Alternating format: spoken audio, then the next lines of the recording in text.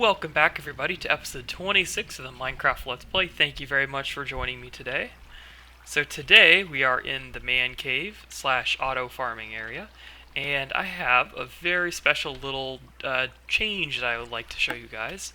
So if you look carefully, you can actually see there's some little bamboo sprouts in there. So I actually already went off to a jungle. I went exploring in a jungle, and I collected some bamboo, and actually have some recordings I'm going to show you guys in just a second. And yeah, I decided to go ahead and insert bamboo alongside my sugarcane here, and have the farm automatically harvest the sugarcane and bamboo.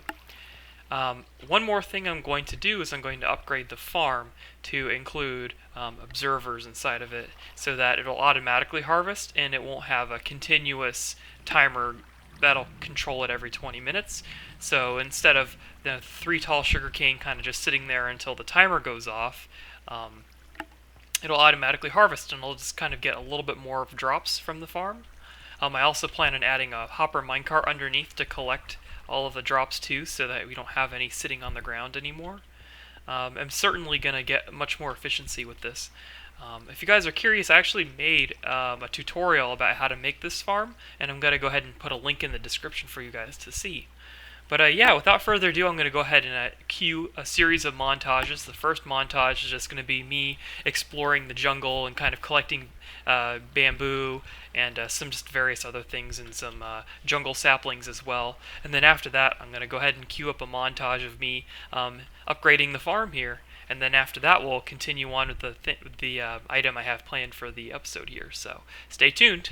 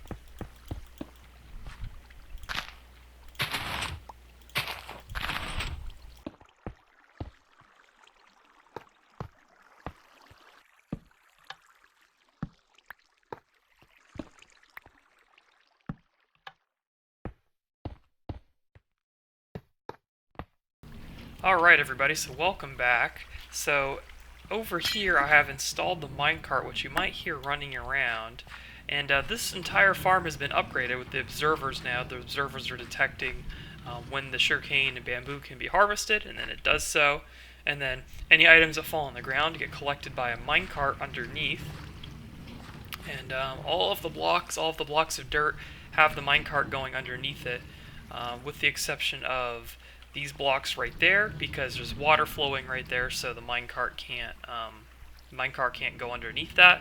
So these blocks right here in the very front don't get collected really. Sometimes though, if the item falls in the very edge of the block and the minecart comes around, it might pick it up. But most of the time it's not going to happen. But not really a big deal, it's just 4 blocks. The rest of them do get collected, so the rate at which I receive items should increase substantially here. So as you can see, there's the minecart. It goes and drops off all of its items, and then it leaves. And then all of the items in the water stream get pushed over here to this rail right here, and then when the minecart comes by, it'll pick up all the items from the rail, and then it'll go and drop them off here. So everything is collected and dropped off by the minecart, as you can see here. Very handy. And it'll just keep going back and forth infinitely, collecting all those items.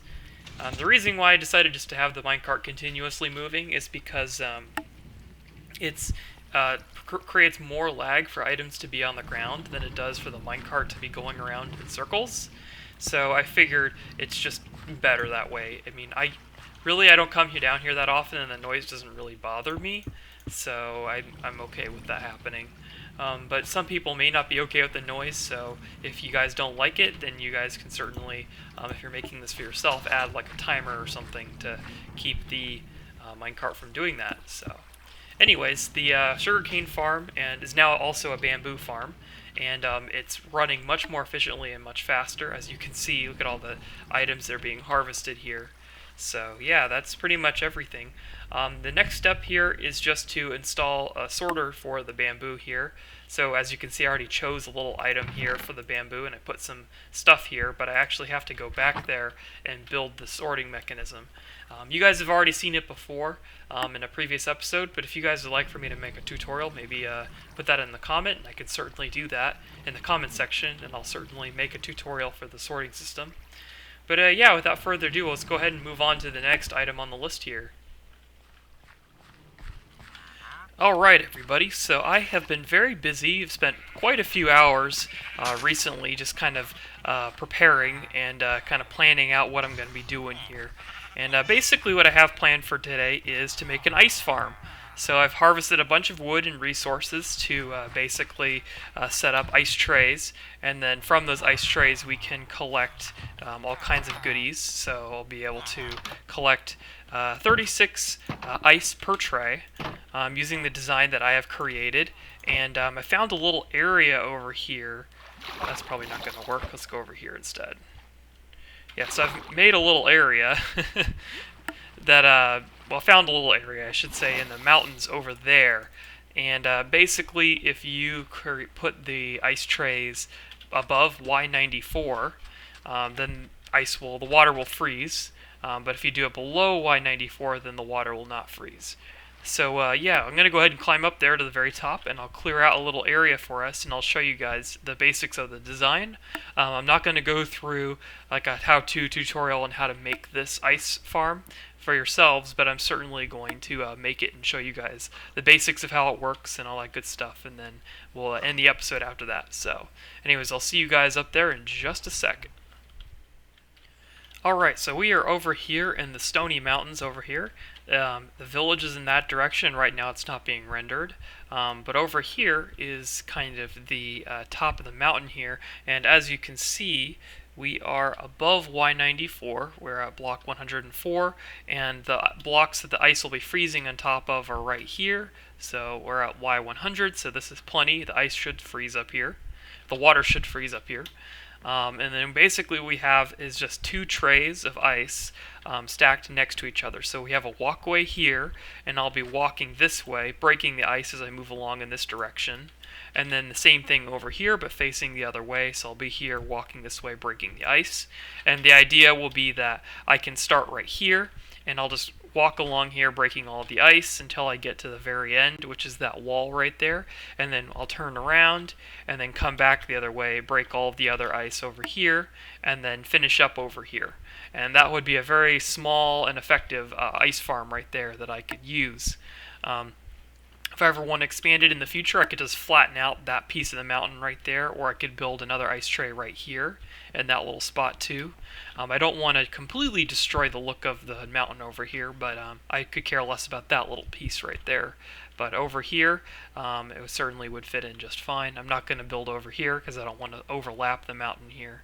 And then I want to keep this part right here because I want to be able to see the top of the mountain without seeing the ice tray from the village, so that it's not quite so much of an eyesore to see. So that's pretty much the basic layout. I'll give you guys an update in just a second here. I'm going to basically just place a bunch of blocks and lay down the basics of the ice farm.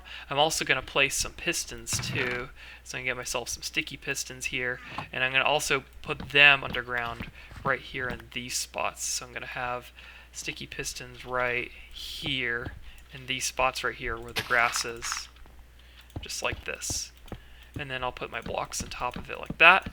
And then there will be redstone underneath this contraption that'll control all of these pistons. And then on top of all these blocks right here, I'm going to get myself some slabs. And I'm just going to place them like this so monsters can't spawn on top of here. And then it'll also be, there will be water streams going this way to collect all the items, and monsters can't spawn in those either. In the in-between spots at the end of the water streams will be scaffolding with stone slabs on them, or stone pressure plates, I should say, that'll be used to activate the redstone underneath the system.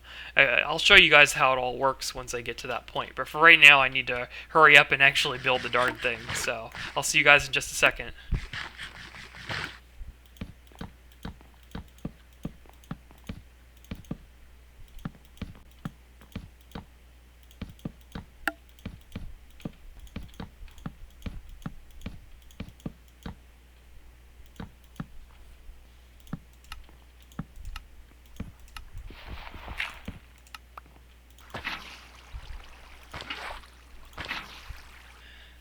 Alright everybody, so here are the ice trays.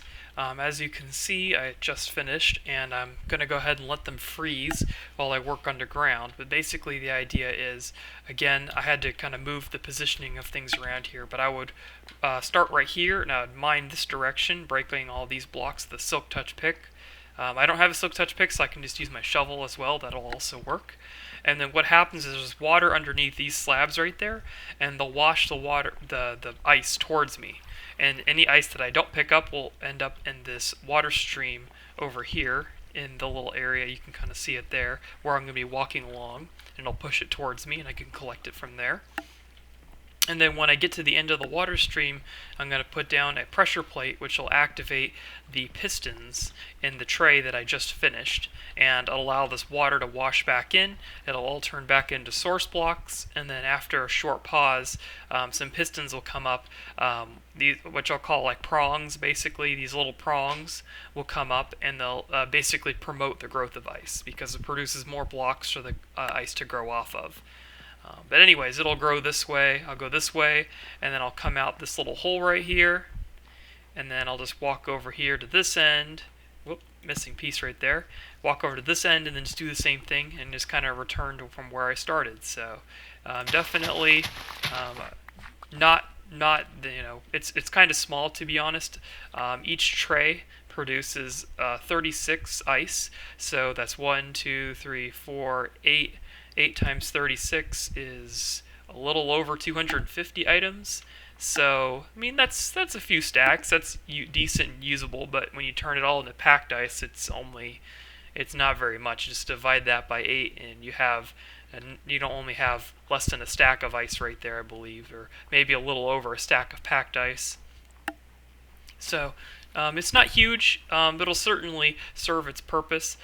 Because this is so far away from my home, the ice is not going to freeze while I'm away from here, so I'll have to come down here and kind of sit and wait for the ice to freeze by itself between usages. The nice thing, though, is that the design of this farm is designed to freeze very quickly, so that the ice will kind of freeze over like this much faster than if you were to let it freeze like it normally would in like a lake or something, where it has to freeze from the edges and then work its way in. Because of those little prongs, it speeds up the process a little bit, just the way the ice freezes in the game code. But anyways, I'm going to go ahead and get down to the bottom here, install the redstone. I might show you guys just a little bit of the redstone, but really I'm just mostly going to fast forward here to the very end when the whole thing is working, and then we'll end the episode. So yeah, I'll see you guys in just a little bit.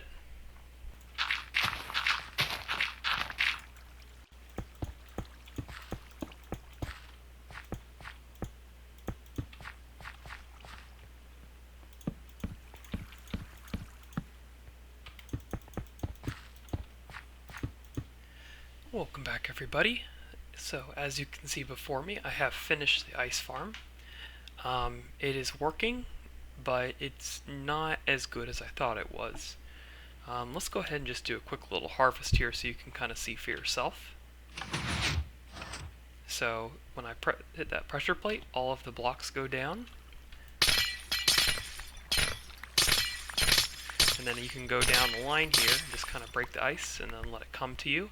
And then when you go through that pressure plate, the water refills, and then the blocks go back up.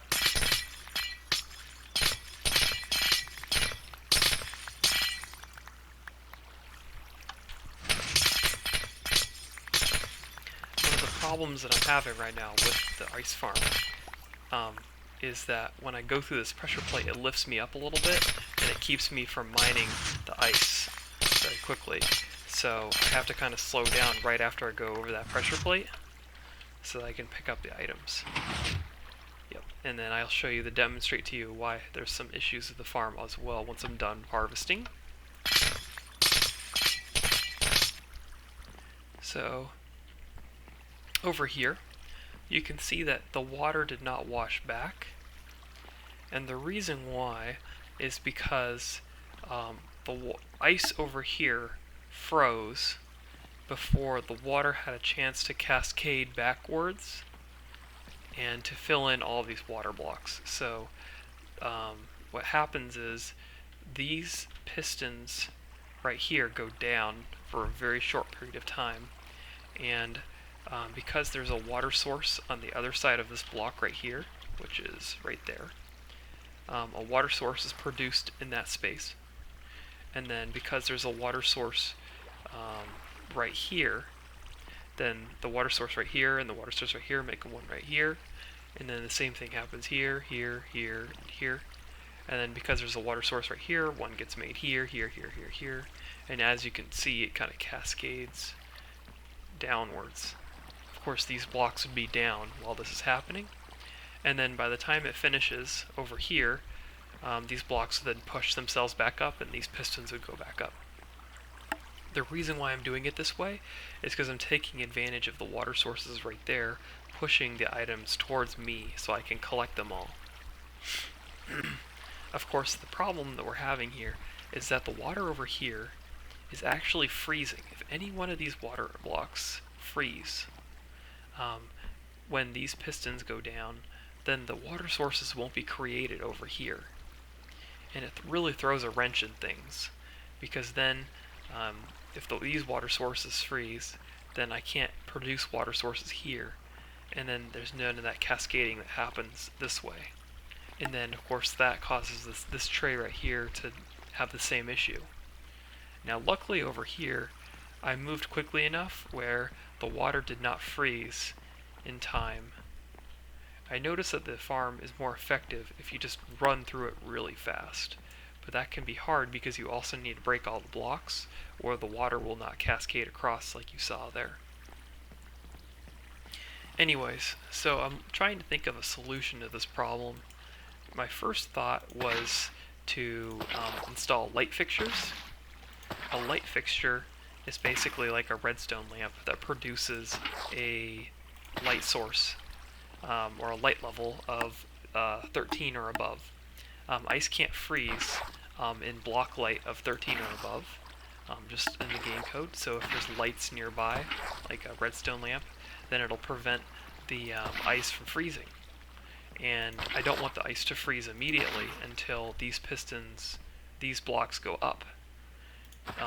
So an idea was maybe turning these blocks into redstone lamps, and then turning that block right there into a redstone block. But then it would cause problems with the pistons underneath this block. They might get butted.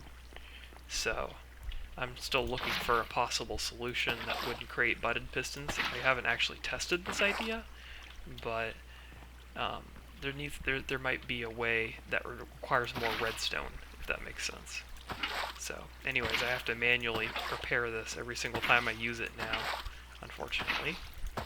But I figure if I can find a way to keep the ice from freezing too early, then I won't have to do this every single time. So hopefully we can get it fixed. But besides that, I mean, when it does work, you get a ton of ice. Like, this is just one harvest right here. It's like half an inventory, so 2 harvests would be, more ice than I'll need for a long time. So this is good for my purposes. Certainly can turn this into packed ice as well, so just by crafting it. So that's pretty much the ice farm in a nutshell here. Obviously it's not perfect. I might make a tutorial of this in the future, but I have to work out all the kinks first. So yeah, that's pretty much all I had for the episode today, you guys. I'm sorry it's a little bit of a shorter episode. Again, I'm very busy. I'm a full-time worker now, so the stuff I do with Minecraft is kind of in my spare time, if that makes sense. So, but I'm always, love making these videos, so I'll never stop, of course. So anyways, if you guys liked the video, please leave a comment in the comment section or a thumbs up on the video. If you really liked it, consider subscribing to my channel. I certainly love the support you guys give me, and always love constructive criticism or constructive, um, you know, positive comments as well. I like comments of all sorts as long as they're not rude or demeaning or anything like that. So, anyways, thank you guys very much for watching this video, and take it easy, everybody. Bye-bye.